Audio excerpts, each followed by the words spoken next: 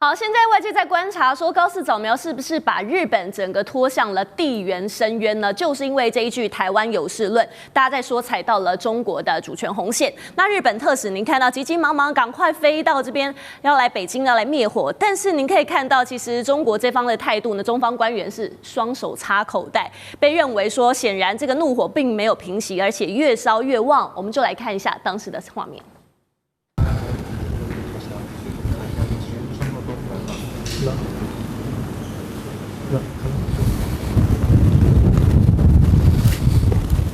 好，现在中日双方的关系真的是越来越紧张，但是呢，现在大家在说高市早苗好像不但没有要灭这一把火，而且反而是往火堆里再倒汽油。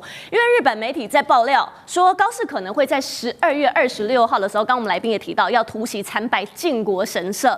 好，时间拉回到2013年，其实安倍晋三就是选在这一天，他用首相的身份去参拜了靖国神社。但是这个举动呢，不但是挑衅，而且是赤裸裸的把这个历史的伤疤揭开来，把中国的国仇家恨踩在脚底。好，大家就在想说，高市这个举动参拜靖国神社是豪赌吗？还是说高市现在就是全面失控了？那苑老师，您来看北京方面呢，会怎么样让日本付出代价？我觉得这一次问题之所以严重的话呢，最主要是有4个方向的啊，这个让这个北京觉得非常不爽。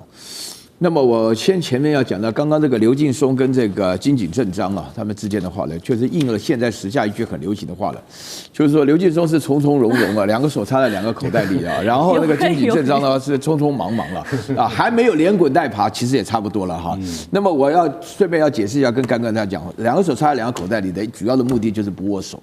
啊，这是外交动作，这是不握手。这里面实际上大家要了解。然后呢，针对于日本人呢，非常要面子。那这个金井正章呢，急急忙忙跑去啊，真的是有一点这个匆匆忙忙啊。我觉得他去的时候呢，他不得不去啊。他其实是负责大洋洲事务的，他这边要测探一下口风，大陆生气到什么程度？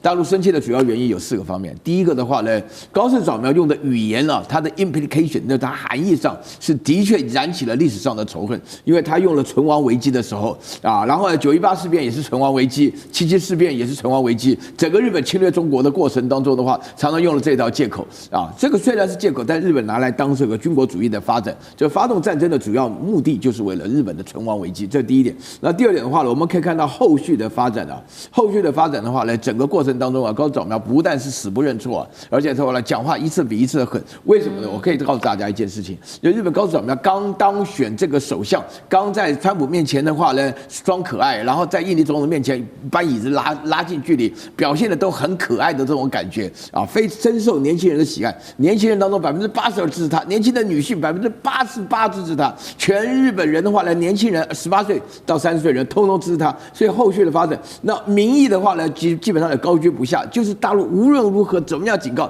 都至少有46%以上，甚至60几、40几。整个民意来讲的话，以日本现在的首相的领导地位来讲的话呢，这个比例实在是高的有点不像话，让中国本身来讲真的是面子拉不下。最重要的是政客当中讲话的有几个人哈，鸠山由纪夫啊，说他小狗叫来叫去，对不对？野田佳彦讲说你根本很不得体啊，你没经验，对不对？然后呢，最严重的是石破茂讲，一开始就第一个就反应了，但是很遗憾的，这3个人都不重要。真的是麻生太郎没讲话啊，有影响力的人都没讲话。那么在这种情况之下的话呢，你可以看得出来，那大陆目前为止的话呢，真的是因为很生气，所以刘劲松跟这个金井正章里面的表现的态度是告诉你啊，你看那个大陆的这个外交官的话呢，每一件事情他们都是有动作的。其实，因为我们长期没有外交关系，所以我们对于外交官的训练，就是基本上变成爱不爱台湾的这种观念了。其实大陆的外交官，他每一个动作，他讲的每一个字、每个词，那么这次当中的话，最重要的外交部的里面所展现出来的，一个是发言人叫林健，另外一个是日本的总理事叫薛健，双剑齐发，他们讲的事情真的比较严重。一个林健就问你日本到底要干嘛？你对台独要发出什么讯号？你回答一下。到目前为止，日本没有回答。那个薛健更不要讲了，直接把这个莫名其妙冒出来头给砍下来。我今天上午还跟一个日文很好的学生问了一下啊，他说他的话就这个意思。是好，现在呢，刚刚岳老师帮我们提到了，现在日本的年轻人是真的蛮喜欢高市早苗，也可以说他在日本的民调真的就是居高不下。但是我们往外看呢，现在日本的外交，大家说是不是全面失控了？因为除了上任不到1个月，现在中国方面气炸了。那我们看到韩国也因为独岛的问题召见了日本公使，提出了抗议。而且您从图卡当中看到了，国会议长直接要求日本说，必须要展现出对2战的真诚反省，还有负责的态度。俄罗斯方面也是出口警告，说对日本外交官等30个人寄出了入境的禁令，而且在北方4岛展开大规模的军演。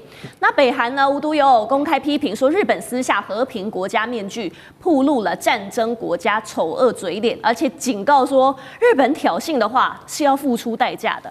好，现在大家在看说高市的路线现在蛮激进的，1个月之内哇，一口气得罪了中俄韩朝这4大国，也让其他的亚洲国家其实感到蛮紧张的。所以，盖哥就您来看，日本的外交再继续这样发展下去，会不会陷入全线孤立化这样的困境呢？高市早苗，你绝对不要因为你的民调升高而窃喜。我可以告诉你，日本年轻一代根本不在乎政治。更不在乎国际局势，跟我们台湾小孩一模一样。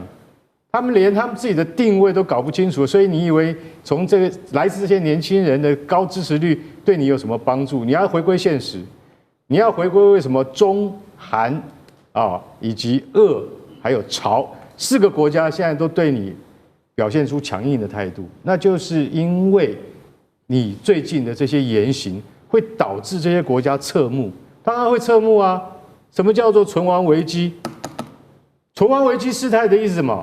意思就是说，万一发生了这个不确定的情况之下，日本要再武装吗？其实再武装这个议题，几十年来、半个世纪以来，都是亚洲周边国家所害怕的，很忌惮这个问题。日本它因为宪法的规定，它不可以再武装它的这个部队。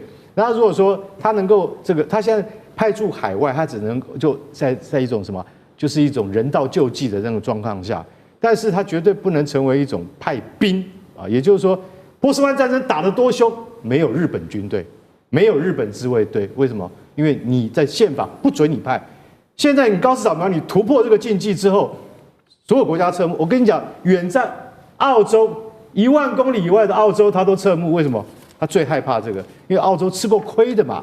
澳洲、纽西兰、印尼，每个国家都怕再吃这个亏，所以邻近的国家那更不用讲了。高市早苗据说12月26号要去参拜靖国神社，我看是真的。他现在都不敢讲话，为什么？因为我真的要去啊。为什么？因为我要继承安倍的遗志啊。安倍13年前去过啊，当时去的时候的结果下场是什么？就是稀土不给啊，大家还记得吗？北京当时就说你这样搞的话就不给。这13年来，日本受到教训了。本来是9成靠大陆，现在5成靠大陆而已了。他们已经赶紧想办法弥补了。可是那时候真的非常严重啊！所以大家晓得说，你如果说你真的去参拜靖国神社，就有点像纳粹集中营一样，那是永远的耻辱。但是日本的民族性很奇怪，他认为这些人是英雄。这些靖国神社3种人啊，一个什么日俄战争。还有什么中日战争，还有一个太平洋战争，3种人，这3种人他们派出去的都是侵略者，都是各国厌恨的人物。结果他们现在供在靖国神社里面246万名官兵的香的牌位，你去参访他，你就是怎样？你就是不尊重周边的国家，尤其是南韩跟台湾跟大陆。所以大家就晓得说，他如果胆敢去的话，那他就跟周边国家干嘛？就是宣战。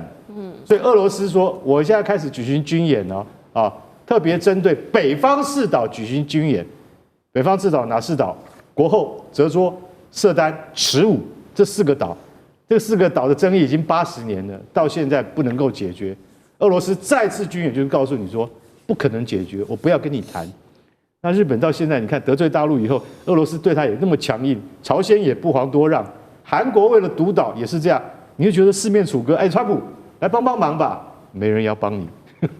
哦，确实，那日本这样动作频频，大陆方面是怎么样反击？我们就来看到，因为日本从1956年加入联合国之后，隔2年，1958年就非常开始很积极要争取非常任理事国的资格嘛。其实这70年来呢，一直有机会就想要希望可以得到这个安理会的常任理事国的资格。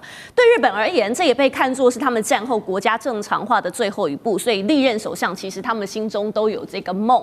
但是现在中国驻联合国代表就直接宣布了，说日本根本没有资格成为联合国常任理事国。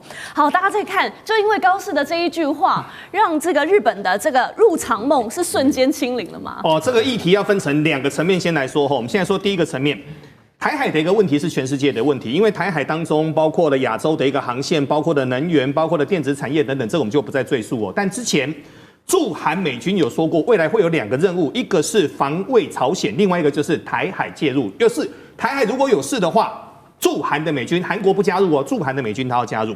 今天意大利媒体直接说哈，其实中国很怕一件事情。我刚刚有跟各位说，中日2国极度的克制哦。意大利媒体他说，中国最怕的就是万一日本再武装，同时去介入台海的话，同时美国跟台湾跟日本的一个介入，会不会对中国比较有利？这个是不一定的哦，这是不一定的。先有这个条件，但是我们来说这个入常哦，讲到这个入常梦，日本就真的难了。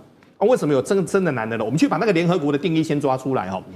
联合国的5常是哪5常呢？很简单，2次世界大战当中带领着全世界去打败那个邪恶轴心的，叫5常。哦，所以当时中国、英国、法国、美国、苏联后面改名叫俄罗斯。那我们来看哦，谁被撂倒？撂倒当中，第一轮是日本、德国跟意大利。所以那时候最早的时候，这3个国家是美军进去托管，它的定义叫托管。后面发生了韩战，韩战完之后又托管的一个地方叫做韩国，所以简单的说，就定义上来说，如果我们就联合国的定义，它要入常，这个是有它的一个困难度的。第二个，日本当然有它的一个强度啊，日本的强度是它目前在全世界的经济是排前5大。目前美国、中国、印度、德国、日本大概就是5大当中在盘旋，军事的话大概是排前10大，但就定义上来说，这是第一个比较麻烦的定义。第二个是你要跟中国去在联合国当中比投票，连美国都比不赢。为什么连美国都比不赢呢？我来跟各位说哈，在过去40年的过程当中，美国人曾经叱咤风云，但后面美国人发现要经营国际关系好累哟。又要人，又要钱，又要不同的语言。那过去是所有的人都到美国去读书，那很简单，最精英的人都去英美读书，以后这些人当总统了，当然是比较亲近我们啊。可是过去40年当中，中国很认真的在经营非洲、中东、拉美等等的关系。所以呢，要人给人，要钱给钱，你有什么需要？而且他们也说哦，他们不会像过去殖民地的一个时代去来殖民你。